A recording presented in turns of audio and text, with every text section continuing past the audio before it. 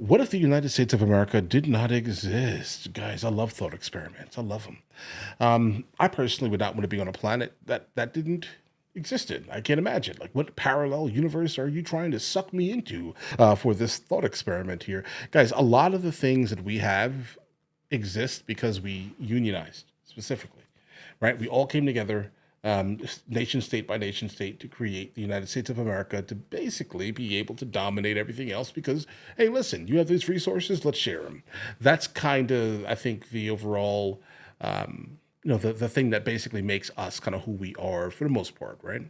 But I can only imagine that like the British, the French, the Spanish would still basically be fighting over every single thing in the United States in North America, right? I would also suspect that Mexico would have taken a lot more of the current day United States of America. I'm just going to be completely honest here. I do think that Mexico would have never stopped basically going north, or we would all be Canada, let's say, right? There are a lot of like things that could have happened here. I can also imagine that the Native Americans would have probably unionized themselves at least. And kind of created like a super powerful, like multiple set of states. They would definitely be more prevalent, let's say, if that was the case here. Global superpowers, kind of as we know it, would also be another thing. Who would take that spot? I'm going to suspect it's probably going to be China, right? I just think it's probably going to be them, guys. Let's see. The space race also probably would have never happened, at least, guys. I mean, without the United States of America and Russia pushing each other to basically get into space, I'm not sure that would have been a thing that would have happened at the same, rate, at least, guys. I'm just sitting here trying to think of all of the things that I can think of, but hopefully this channel is going to dive into it and delve into a lot of deep thought activity, right? But I'm here for it. This is a video coming from the channel Alternate History Hub, and this is a suggestion via a channel member. Let's jump into it.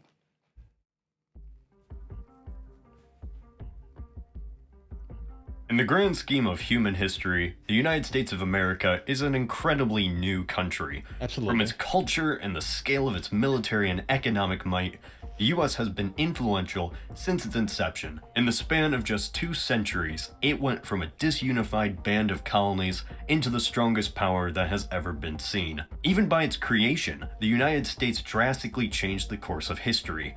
So, as a thought exercise, what if it didn't exist? What if, in an alternate timeline, the United States of America never existed?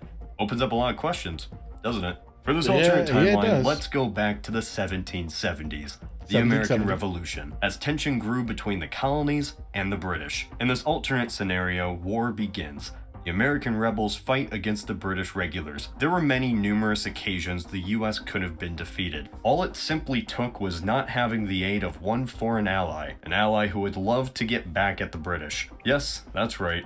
The French. The French involvement in the American Revolution. This is probably the reason why, like, when you encounter a lot of like British people, like for example, I live half the year in the south of Spain, and like a lot of the people who I do encounter that are British always have something absolutely wild and crazy to say about the French, guys, right? And the French don't have much positive to say about the British neither. I think they still dislike each other. Okay, for the last 400 years. I think by default, you mention them to each other and they just immediately strongly detest each other. And I find that odd. Yes, that's right.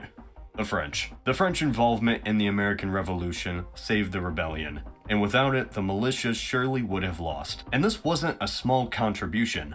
The French involvement meant funding to rebels, supplies, guns, men, and ships. Right. Particularly to distract the British naval fleet. And France wanted revenge so badly, they put themselves in massive debt just to aid the Americans. This would come back to haunt them later, I'll talk about that soon. Say in this alternate scenario, France is more fiscally responsible and realize they can't win a war without tanking their finances, and the US is left out to dry. After years of holding out against Native American, British, and German regulars, it's just too much. So, the rebellion crumbles. The British seize control and most of the Continental Congress goes into exile or are arrested. Perhaps negotiations occur between the two to make amends, but this is hard to predict. In this alternate timeline, the revolution is crushed, and the experiment that was the United States of America is in the history books, a failed rebellion over anger with the British Parliament. It can't be left unsaid that there is still bitterness among a sizable portion of the colonial population. There's still this culture within the colonies that resent the loss. While the war ends and a majority of American colonists simply move on with their lives, there's still a mentality similar to the South will rise again. The relationship between the two is forever changed. The 13 colonies were already kinda different from the rest of the British realms, but now going into the 1790s and the 19th century, it would be painted as the rogue colony which still has an independent tendency. There are immediate changes that result from the US not existing. When the US won the Revolution, in the Treaty of Paris, it was given all of the land east of the Mississippi River. In this alternate scenario, the 13 colonies simply remain the 13 colonies. This changes multiple things, including the path of the British imperial ambitions and the politics of North America as a whole. Let's talk relationships. In this alternate timeline, the American colonists don't have the best relationship with their neighbors. Catholic French Quebec is to the north and would be despised by the deeply Puritan colonists, and the numerous Native Americans to the west would be an issue as well, except for a few tribes, but I'll discuss that later. In our timeline, when the US was born, Quebec was pushed up to where it is today, and the natives were under American control. But with control of this land under the British Parliament, American colonists are sort of stuck on the coast. In this scenario, Canada, as we think of it, simply doesn't exist. What eventually became Canada had a large population boost after the war from loyalists who fled the independent United States. It's said that these loyalists were the initial boost that brought Canada as a territory for Britain, being happy to be under the King's rule and all. But without independence, these loyalists stay in the colonies, so Canada doesn't have an influx of English-speaking Brits. But you know what it does have? Go ahead. French Canadians. Right. This land was once under the control of the French in something known as New France. But France lost this land after the 7 Years' War. French colonists were allowed to stay and keep their culture as long as they stayed loyal to the British king. Thus, Quebec was born. In this alternate scenario, Quebec never loses this land and stays incredibly large, one that takes up all of the Great Lakes, the Ohio River, and goes up into the northern seas of the Atlantic. Had Quebec continued to be allowed to rule these lands, the Midwest and the Great Lakes are French-speaking, deeply Catholic territories. But there is a third culture as well. Most of the land south of the Ohio River is entirely populated by Native American tribes. If the treaty with the natives continued, then the British protect native land rights in the Deep South. Inside this territory was what was known as the 5 civilized tribes by the Americans. And that's crazy. The Creek, Choctaw, Cherokee, Chickasaw, and Seminole. They were called this because of their general acceptance of many colonial practices into their society. And the colonists held by comparison pretty good views of the natives as well, in comparison to other minorities. It was often thought that if the native tribes simply adopted European culture, they'd be on equal footing with the colonists. As decades go by in this alternate timeline, interaction with British Americans and the Quebec Canadians slowly alter these 5 tribal societies into adapting more European practices. Not much can be said other than the native tribes of the South remain prominent members who may eventually adopt colonial ways. Who knows? It's commonly taught in school that the American Revolution had an immediate impact throughout the world, and that's true, just not in the way we think. Remember when I said France was a key ally to the American rebels? That aid required money. That money had to come from somewhere, and the French monarchy didn't have it. The monarchy put itself into a large amount of debt. This debt created a financial crisis, and without getting into too many details, this was the crisis which led to the chain of events that eventually brought down the monarchy, led to the French Revolution, and eventually Napoleon. In this alternate time, that may be a slight stretch, but basically I would say that he's correct, but he's missing a couple of steps here. Britain crushes the American rebels since France doesn't get involved. Sure, the French monarchy is still in debt, but without this financial crisis, because no war, they can kick that can down the road by at least a few decades. By doing so, Napoleon's opportunity to seize power doesn't happen. The Napoleonic Wars never occur. The Holy Roman Empire is not obliterated by the French invasion, and the hundreds of little German states aren't reorganized into 30 with the Confederation of the Rhine. There is never a rise of Prussia, and so the German Empire is never formed. It can't be underestimated how much Napoleon not coming to power affected global history, as Napoleon's forces invaded Spain and Portugal, bringing their colonies into chaos. In this alternate time, kind of the reason why still to this day at least also a lot of people from Spain have absolute disdain towards the French.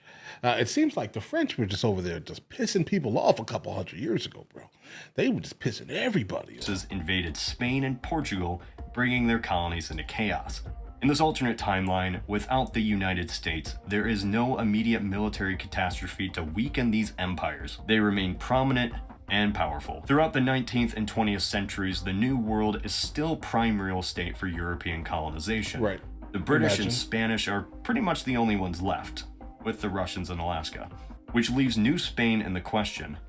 It's doubtful the Spanish would have risked war over the territory if the British wanted it enough. The British expand slowly across the North American continent. However, what changes is how they interact with the native tribes instead of the Americans. Manifest Destiny was a uniquely American ideal that wouldn't exist in this alternate timeline. Instead, it's likely the British would interact with the native tribes and give them autonomy, essentially splitting North America up into native-dominated provinces in the West with white colonists. This is the undoubtable effect of the United States losing the revolution and not existing, the transformation of British imperial policy around the world. Think of it like soul-searching, but with warships. Losing the United States ended the First Empire, and the British funded exploration ships to go find new lands to settle. This led to the discovery of Australia and New Zealand. It also lent to the British to become more invested in conquering lands in Africa and all of India. With North America, though, Britain simply invests in this massive territory of land. As industrialization arrives, the British banned slavery and the slave trade as a whole. This would create extreme unrest in the United States. But the British still banned slavery, and the issue is finished by the 1830s. The British have access to the bountiful amounts of oil, natural gas, and coal left untapped in North America. The change here is the balance in power in the world. Not only that, but the balance of power in Europe. Germany remains divided for the entire 19th century, meaning World War I and World War II never occur. Yeah, I would definitely expect that if without the United States of America, I can't even imagine, like existing at least. I can't even imagine like the world wars even happening. The Cold War would never happen, also, guys. But I just cannot imagine anything like this even being a thing. I mean, I guess that's a good thing potentially if we didn't exist in that context, at least, right? There'll be a whole lot of people left alive. But all right. Yet some alternate war probably would happen. As for North America, the British Dominion of North America is a diverse land. The 13 colonies still exist and are culturally different from the rest of the continent. Native Americans make up a predominant section of Western North America, while white colonists dominate the western coast. This is, however, simply one scenario. We'll never truly know what will happen. This is just one thought exercise.